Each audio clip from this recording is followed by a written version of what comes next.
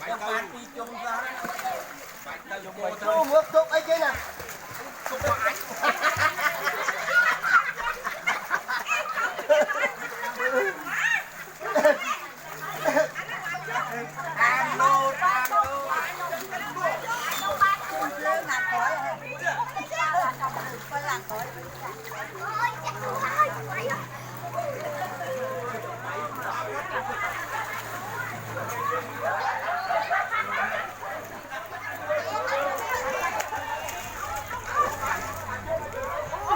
Không ơi.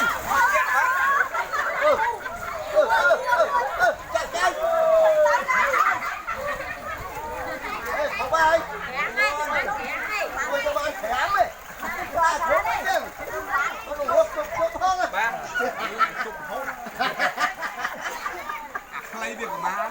Play việc má. Hôm nay về tôi hai luôn.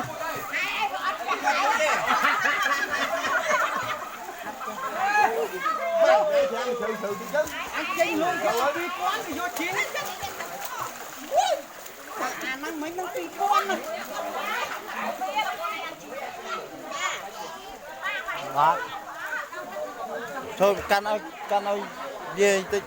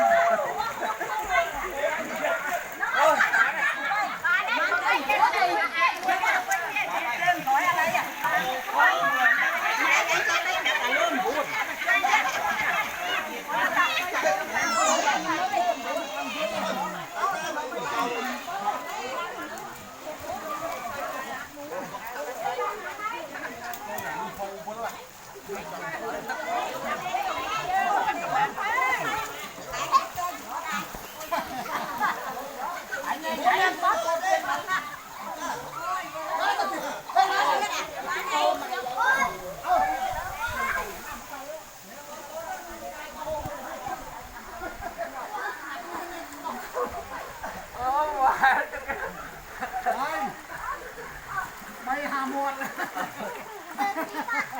Ngon đấy. Nó sao ăn vô thế này đấy.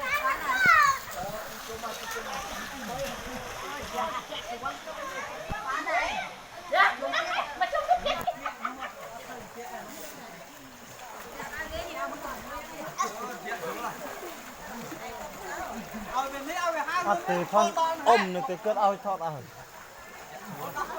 subscribe cho kênh Ghiền Mì Gõ để không bỏ lỡ những video hấp dẫn.